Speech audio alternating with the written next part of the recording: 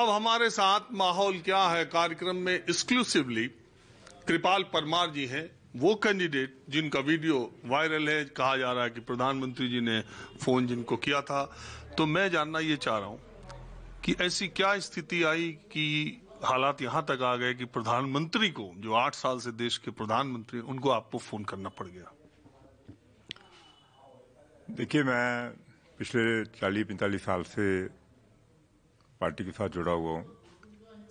2017 में मुझे प्रधानमंत्री जी की इंटरवेंशन से टिकट मिला था।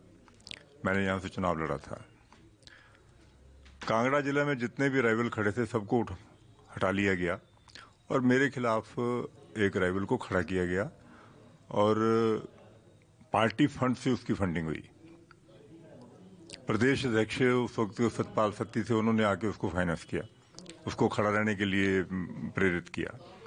ये सारी बातें मैंने, जब मैं हार गया 1254 वोटों से, तो ये बात मैं लगातार लोगों से, अपने हाई कमांड से, अपने परिवार में बात करता रहा हूँ कि ये गलत है, गलत हुआ है, इसको चेक होना चाहिए। लेकिन लगातार मेरी प्रताड़ना बढ़ती गई। जब मैं कुछ बात करता था तो जी आपका फैसला तो ऊपर होता है, कटाक्ष होते थे, मैं बर्दाश्त करता रहा। मैंने फिर 1-2 बार मैंने आदरणीय प्रधानमंत्री जी को भी लिखा। जब उन्होंने देखा कि ऑर्गेनाइजेशनल मैटर है तो उन्होंने मुझे राष्ट्रीय अध्यक्ष जी से मिलने की बात कही। मैं उनसे मिला भी, लेकिन उसमें कुछ नहीं होना था, कुछ नहीं हुआ। बाई इलेक्शन में मुझे लगता था कि मैं जो 5 सबसे कम मार्जिन से हारी सीटें उनमें से एक हूँ। अच्छा, मैं दर्शकों को ये बता दूं, कृपाल परमार जी जो 2017 में चुनाव हारे तो विजयी प्रत्याशी की कुछ दिन बाद निधन हो गया, तो उपचुनाव हुआ। तो उपचुनाव में चूंकि 1254 वोटों से ये हारे थे, तो आप ये मान के चल रहे थे कि आपको दोबारा मौका मिलेगा। जी। तो जब पिछले साल वो फिर बीच में कोरोना आ गया, फिर 2 साल चुनाव नहीं हुआ। पिछले साल जब चुनाव हुआ तो पार्टी ने वो राइवल कैंडिडेट जो था उसको वापस पार्टी ज्वाइन करवा के उसको टिकट दे दिया। मैंने तब भी बात की तो उन्होंने कोई मेरा तसल्ली बख्श जवाब नहीं मिला। मैं जहां जहां बात कर सकता था मैंने बात की। तो फिर मुझे जब मुख्यमंत्री यहाँ पे आए, यहीं बैठे थे, ऐसे ही बैठे थे हम लोग, तो उन्होंने कहा कि चलो जो हुआ हम आगे इसको देखेंगे, आपको पूरा मान सम्मान मिलेगा, आपकी प्रतिष्ठा के अनुसार आपको मिलेगा। लेकिन अंदर खाते सब कुछ उल्ट होता रहा। जब मुझे टिकट मिला था तो मुझे उन्होंने कहा कि मैं महामंत्री था उस वक्त स्टेट का, तो मुझे कहा गया कि अगर महामंत्री चुनाव लड़ेंगे तो लड़वाएगा कौन? अब भारतीय जनता पार्टी के तीनों महामंत्री चुनाव लड़ रहे हैं। और जब बाई इलेक्शन के बाद जो बात हुई तो मुझे कहा गया कि जी आपको कोई पद देंगे, ये करेंगे। तो मैंने माननीय मुख्यमंत्री से उससे पूछा, मैंने कहा जी कि आप पद देंगे वो बात की बात है, मैं 4 साल से जो आपकी सरकार है उस सरकार में मैं किसी बोर्ड कॉर्पोरेशन का हिस्सा तक नहीं हूँ। मुझे आप बताइए कि मैं आपके समकालीन हूँ। हम लोगों ने इकट्ठे, जो इस वक्त सरकार में है, हम सब लोगों ने इकट्ठे काम शुरू किया था, तो मैं आपकी सरकार का हिस्सा क्यों नहीं हूँ? तो उनका कोई जवाब नहीं था और उसके बाद भी कुछ नहीं हुआ। तो मैं ये जानना चाह रहा हूँ, चुनाव तो 21-20 बागी लड़ रहे हैं बीजेपी के पार्टी के, हर जगह कई मंत्री के घर वाले भी लड़ रहे हैं भी, लेकिन प्रधानमंत्री जी ने आपको ही फोन क्यों किया? क्या आपका उनका रिश्ता पहले से इस तरह का है? नहीं, मेरा उनके साथ बड़ा पुराना रिश्ता है। वो हमारे परिवार के मुखिया हैं, मेरे पिता तुल्य हैं। और पिता तुल्य भी क्या, मैं तो उनको कहता हूँ कि वो देव तुल्य हैं, मेरे लिए भगवान है। लेकिन जिस तरीके से मेरी जलालत हुई, आप मेरी मानसिकता समझिए कि जो 40 साल तक पार्टी में बिटवीन द लाइन चलने वाला व्यक्ति कभी किसी विवाद में नहीं आया, कभी कोई उस पर आरोप नहीं लगा, कभी उसने किसी से धोखा नहीं किया, कुछ नहीं किया, तो आज वो इतना बड़ा स्टेप क्यों ले रहा? वो तो एक बात बताइए, एक विधायक का चुनाव है, आपने प्रधानमंत्री जी आपको फोन किए, इसके बावजूद भी आप चुनाव लड़ने पर अभी तैयार हैं? हाँ, मैं चुनाव लड़ रहा हूं, लेकिन मैंने उस दिन आदरणीय प्रधानमंत्री जी को भी कहा था कि जब उन्होंने कहा कि मुझे अभी पता चला है, और मेरी ये बात उनसे 30 तारीख को हुई थी, विड्रॉल का टाइम जो था वो 29 को था, और मुझे सूचना मिली कि ये जो फोन पे आपने बात की थी ये 30 तारीख 30 को, ऐसा लग रहा था कि वो रैली से आने से पहले वो, तो फिर कल ही कैसे वो वायरल हो गया? नहीं वो देखो ना, वो मेरे फोन से बात नहीं हुई थी, वो किसी और का फोन आया था। वो मेरा ख्याल मुख्यमंत्री जी ने उनको किया होगा, जहाँ स्टेट प्रेसिडेंट ने किया होगा। वो मेरे पास आए और उन्होंने कहा कि जी ये आपने बात करनी है, तो मैंने बात की उनसे, फोन से बात की, और जो रिकॉर्डिंग हुई वो मेरे साइड से हुई है। और मैंने अब दोनों वीडियो देखे हैं। उसमें जो एक वीडियो है जो मुझे लगता है कि ओरिजिनल है, उसमें मेरी बात तो सुनाई दे रही है लेकिन प्रधानमंत्री जी की बात सुनाई नहीं दे रही। लेकिन जो दूसरा वीडियो वायरल किया गया है उसको, मुझे लगता है कि वो जो रिकॉर्डिंग थी फोन में, उसको टेम्पर किया गया उसके साथ। क्योंकि मेरे अगल बगल में जो लोग खड़े थे उन्होंने, किसी ने नहीं सुना कि प्रधानमंत्री जी क्या कह रहे हैं। लेकिन अब वो उतना क्लियर सुनाई दे रहा है जितना एक आम आदमी को फोन पे सुनाई देता है।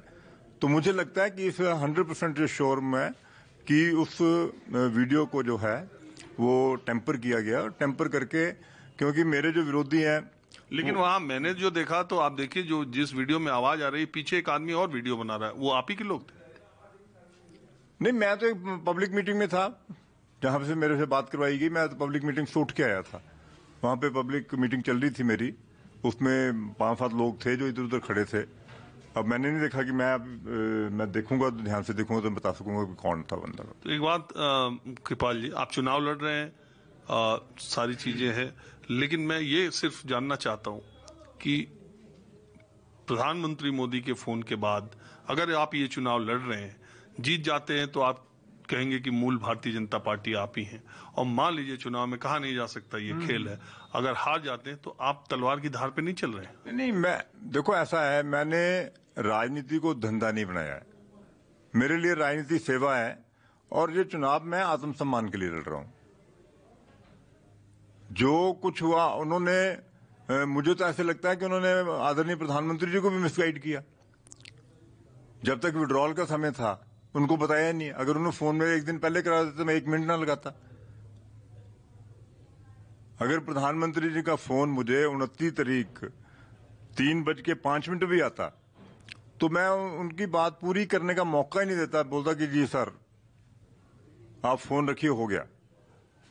लेकिन ये जानबूझ के मुझे फोन 30 तारीख को करवाया गया कि मेरा बैलेट में नाम आ गया, जब मैं चुनाव से हट जाऊंगा मुझे 200-400 वोट फिर भी पड़ जाएंगे, और फिर वो सारी उम्र लेके घूमेंगे जी कृपाल परमार ने इंडिपेंडेंट चुनाव लड़ा था, ये औकात है उसकी। इसमें भी साजिश है। जो मेरे साथ 5 साल में साजिश हो रही है वो अभी भी कंटिन्यू कर रही है। चलिए, आपका इशारा पार्टी नेतृत्व के संगठन की तरफ है। नहीं, इशारा क्या, मैं तो पार्टी में हूं नहीं, इसलिए साफ सुथरा बोल रहा हूं। तो आप निकाले गए कि नहीं अभी पार्टी से? मैं नहीं हूं तो भी बोल रहा हूं ना। अगर होता तो मैं इतनी बातें कहां करता। मैं निकाल दिए गए? तो पार्टी के खिलाफ जो चुनाव लड़ता है वो उसको निष्कासित करना पड़ता है। आप हुए कि नहीं? नहीं, मैं कहता करना पड़ता है, हो गए हैं। मुझे मालूम नहीं था, इसलिए नहीं, मैं पार्टी में नहीं हूं। अब एक बात और, कि जिस पार्टी में आप 40 साल रहे, आप राज्यसभा सांसद थे, उन दिनों मैं संसद की रिपोर्टिंग करता था, तो आपको राज्यसभा भेजा, आप यहाँ के मुख्यमंत्री के बहुत करीबी रहे, धूमल साहब के, आपकी छवि ये भी है कि आप उनके बहुत करीबी रहे, आप पार्टी के निष्ठावान कार्यकर्ता रहे। जिस कमरे में आप, जिसको चुनाव कार्यालय बनाए, उस कमरे में एक ही तस्वीर है जो आप प्रधानमंत्री मोदी के साथ, एक ही तस्वीर मेरी अभी निगाह गई, प्रधानमंत्री मोदी के साथ आपकी हाथ मिलाने की है। तो ये तो ऐसी, और दूसरी जो तस्वीर है वो पंडित दीनदयाल उपाध्याय की है। इसी संस्कार में अपने आप को आपने पूरा, इसी संस्कार में आपने निकाल दिया, तो आपको लगता नहीं कि आप एक ऐसे? नहीं, देखिए ऐसा है कि जिंदगी में कई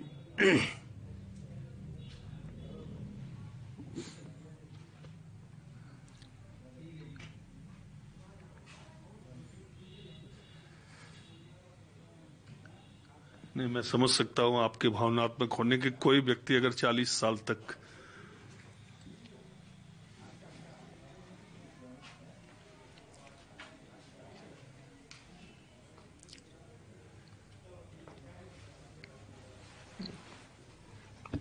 अब मुझे चूंकि कृपाल परमार जी से मैं बात करते करते बहुत भावुक हो गया। जाहिर सी बात है, जिस आदमी ने जिस पार्टी संगठन के लिए पूरा वक्त निकाल दिया, और ऐसे मोड़ पर जब प्रधानमंत्री का फोन आया, बहुत लोगों को नहीं मालूम होगा, बहुत लोग देश में जान रहे थे कि उनकी रैली से पहले का फोन आया है, और इनको फोन लेट आया, इनके पास विकल्प नहीं है, बैलेट पेपर पर नाम आ चुका है। अब ऐसे मोड़ पर खड़े हैं कृपाल परमार, जिसमें ये फैसला ही नहीं कर पा रहे हैं कि चुनाव में किस तरह। आप देखिए, ऐसा है कि जब भी कोई पार्टी की बैठक होती है तो उसमें 3 तस्वीरें होती हैं, भारत माता की, दीनदयाल उपाध्याय जी की और श्यामा प्रसाद मुखर्जी की। दीनदयाल उपाध्याय जी ने अपनी पॉलिटिकल डायरी में लिखा है 1961 में पेज नंबर 151 पे उन्होंने लिखा कि जब कोई बुरा प्रत्याशी केवल इस आधार पर आपके मत का दावा नहीं कर सकता कि वो किसी अच्छे दल से खड़ा है, उसको पार्टी का टिकट देने में पार्टी हाईकमांड ने पक्षपात किया होगा। अतः इस पक्षपात को ठीक करना मतदाता का काम है। मैं पंडित दीनदयाल की इन्हीं पंक्तियों के आधार पर चुनाव लड़ रहा हूं कि जो व्यक्ति मेरी जगह पे दिया गया है वो अच्छा व्यक्ति नहीं है, उसको पार्टी में टिकट दिलाने के लिए, देने के लिए पक्षपात किया है, और इसीलिए मैं मतदाताओं के बीच में हूं। चलिए कृपाल जी, आपने बात की, आपने वक्त दिया चुनाव के वक्त, इसका बहुत शुक्रिया। माहौल क्या है में हम आपको फतेहपुर सीट में अब दूसरी जगह ले चलते हैं।